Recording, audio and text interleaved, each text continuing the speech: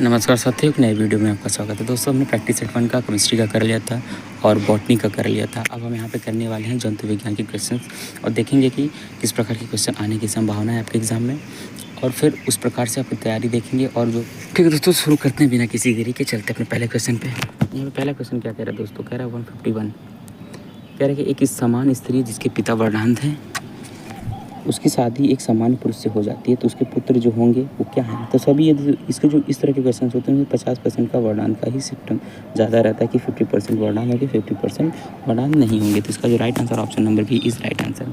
बढ़ते हैं question number 152 में।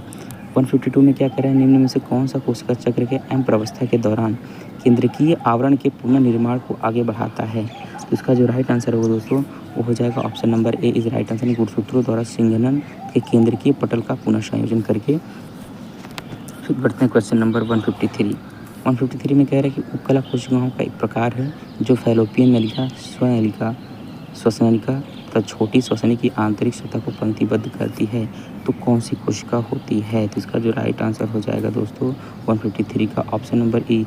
ऑप्शन नंबर सी इस पक्षमाभि उपकला की कोशिकाएं होती हैं। क्वेश्चन नंबर 154 में देख लेते हैं। 154 क्या कह रहा है? किसी जीव का उसके अप्रभावी जनक से संगम कर कि विषमयुग्मी तथा समयुग्मी अभिलक्षण का निर्धारण करना कहलाता है। इसका जो राइट आंसर है दोस्तों ऑप्शन बी इस परीक्षार्थी संकरण कहलाता है। बढ़ते हैं क्वेश्चन नंबर 155। 155 में क्या कह रहा है? दिए गए लक्षणों के युग्म में से कौन सा अनेक जीनी वंशागत का उदाहरण है? तो इसमें जो राइट आंसर होगा दोस्तों ऑप्शन नंबर ए इस मानव का कद तथा उसकी त्वचा का निर्धारण होता है। बढ़ते हैं 156 में। कह रहा है कि रेप्टिलिया वर्ग एक छिपकली नुमा सदस्य है, एक वृक्ष पर बैठा है, उसने अपनी पूंछ को एक टहनी पर लपेट के रखा है, तो यह जंतु होगा। तो इसका जो राइट आंसर हो दोस्तों ऑप्शन नंबर डी कैमलियन, जो सुरक्षात्मक रंजक प्रदर्शित करता है। फिर बढ़ते हैं अगले क्वेश्चन 157 की तरफ। 157 में क्या कह रहा है दोस्तों? कह रहा कि तंत्रिका आवेग की एक तंत्रिका रेशे के द्वारा संचरण के दौरान प्लाज्मा झिल्ली की आंतरिक सतह पर किस प्रकार का वैद्युत आवेश होता है? तो ये किस प्रकार का आवेश होता है तंत्रिका तंत्र पर? तो जिसका पहले क्या होता है? पहले ऋणात्मक होता है, फिर धनात्मक होता है, पुनः ऋणात्मक हो जाता है। तो इसका राइट आंसर होगा option number A is right answer. बढ़ते क्वेश्चन नंबर 158।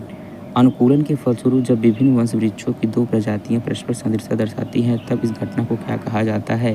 तो इस घटना को जो कहा जाता है वो अभिसारी विकास कहलाता है। बढ़ते हैं क्वेश्चन नंबर 159। 159 में क्या कह रहा है दोस्तों?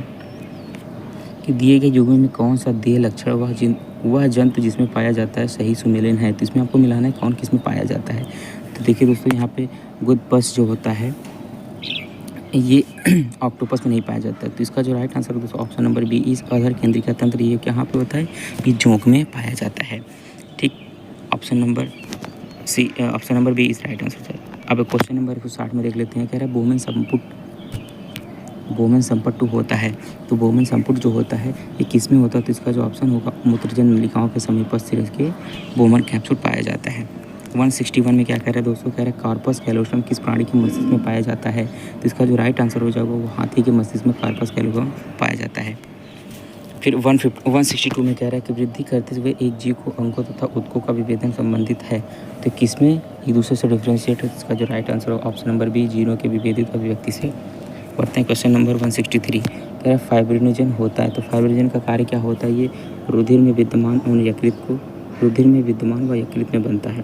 तो फाइब्रिनोजन कहाँ पे होता है दोस्तों? इसका जो right answer option number B is रुधिर में विद्यमान होता है और यकृत में बनता है। बढ़ते हैं क्वेश्चन नंबर 164 में क्या कह रहे हैं? यहाँ मिलान के लिए दे दिया है कि निम्नलिखित युग्मों से सही सुमेलित नहीं है। इसमें आपको बताना है कि कौन सा सही नहीं है। तो पाइला गलाबोसा ये देखिए घोंका का होता है, नहीं है। एपिक्सिलिका शहद बिल्कुल सही है। कैनिया लैका लाख बॉम्बिक्स मोराई रेशम, तो इसका जो राइट आंसर होगा दोस्तों वो ऑप्शन नंबर ए पाइला गलाबोसा वो मोती का नहीं होता है।